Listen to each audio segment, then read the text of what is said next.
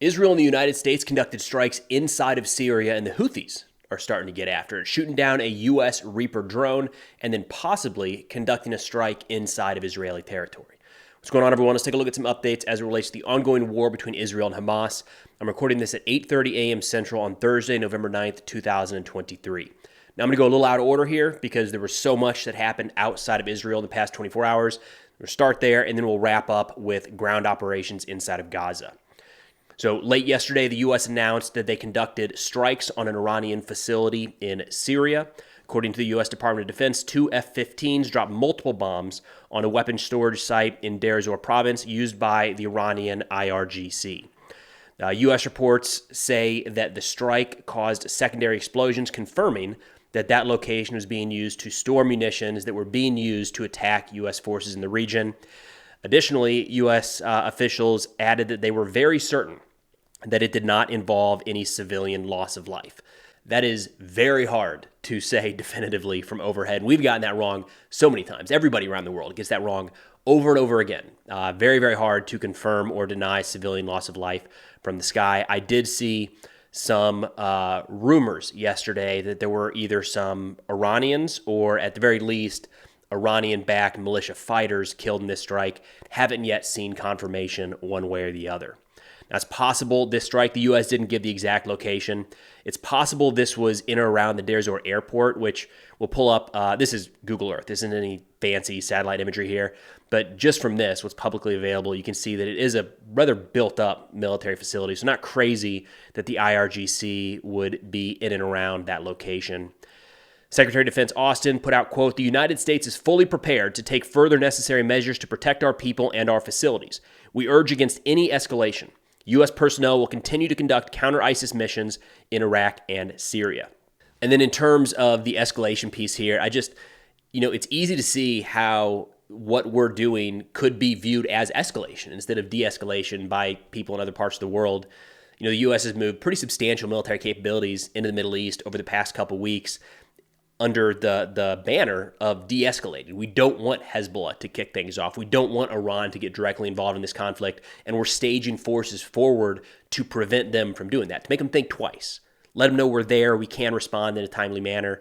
But, to be fair, I can understand the other side of that argument, to where Iranian groups or Hamas supporters in the region, Hezbollah supporters in the region, could look at that as the U.S. getting ready to attack no matter what, and view what we're doing in the United States as escalating simply by being there. It's tricky. Now, about the same time the U.S. was conducting their strikes in Syria, Israel was doing the same. This one's kind of flown under the radar already. Of course, it comes one day after I say Israel hasn't struck Syria in quite a while, and mention that as a piece of good news. Maybe this thing isn't going to escalate.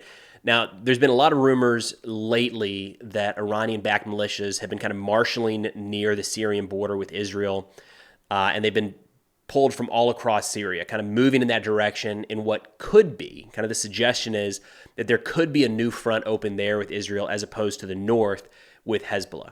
That's all kind of rumor mill type reporting at this point, so I wouldn't go off that, but worth mentioning in the overall context of this story. So according to Syrian state media, they said, quote, "The Israeli enemy carried out an attack from the direction of Baalbek in Lebanon, targeting some military points into the southern region of Syria, causing some material losses."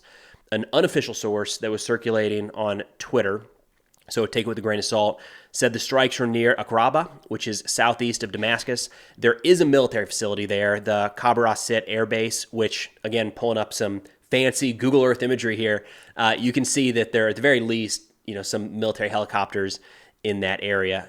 The other side of that, Syria is in the middle of a war and been for almost 10 years now fighting a war, so there are military bases all over the country. But it was notable that the Syrian news outlet mentioned that there was some sort of damage caused to military points inside of the country.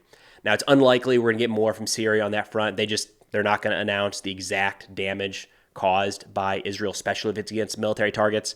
And Israel does not usually confirm or deny any strikes inside of Syria. So what we have right now is probably as much as we're going to have for quite a while. Now, shifting down to Yemen, the Houthis have started to get a little more antsy in the last couple days. So it came out yesterday, this video came out showing that the Houthis shot down a U.S. MQ-9 Reaper. Now, the Houthis say that the drone was flying over Yemen's airspace, so they had a right to shoot it down.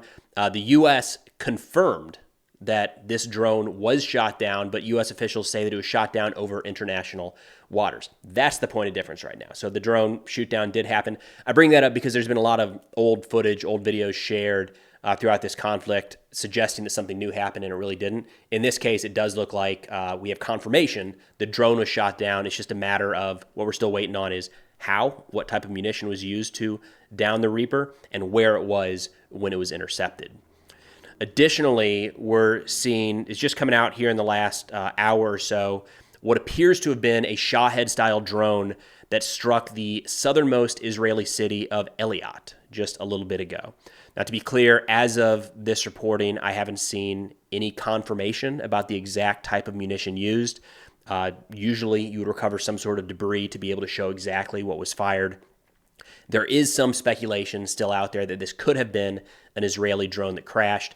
But to bring it into context here on the Houthis, yesterday we talked about how Israel is kind of right on the max range limit for a lot of these Houthi missiles and drones. So it's not out of the question at this point that the detonation that appears to have damaged a school in Eilat was a successful strike carried out by the Houthis firing a loitering munition or maybe even a missile from Yemen's territory. All right, now back over to the ground operation, what we're seeing in Gaza. The Israeli Defense Force says that to date, they have struck 14,000 targets during the ongoing war with Hamas. Over the past 24 hours, Israel says they're able to eliminate Ibrahim Abu Maksib, the head of Hamas's anti-tank missile unit in the Central Camps Brigade. Additionally, Israel put out the names and images of 4 of their soldiers who were killed in the past 48 hours during ongoing operations in Gaza. Israel released a couple videos here that I thought were worth running through. The first, they said that they were able to take over the Hamas Outpost 17, Outpost 17, which is in western Jabalia.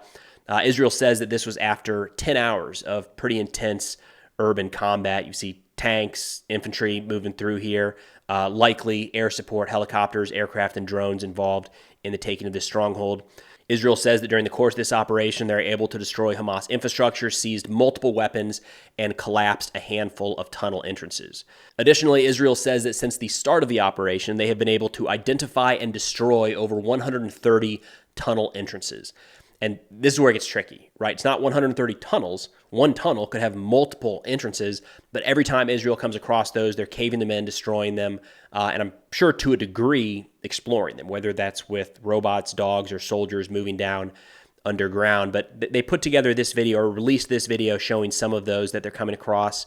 And I thought it was worth showing because we're not getting a lot from inside of the tunnels at this point, which, look, it's a difficult ask to get down in there with a video camera in the dark with that could be booby trapped with ambushes around every corner. You don't know where you're going to have that recorded in real time with any sort of quality.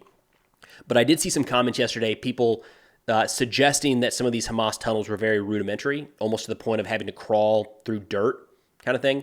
That's not exactly what's going on. So Hamas has released some footage just during this conflict, and we've seen some pictures from inside of these tunnels. They're substantial. They are reinforced, well-built, deep underground. I mean, we had the hostages that were released a couple weeks ago that were held in some of these tunnels, refer to some of those areas as like caverns, big open spaces where a lot of these hostages are being held.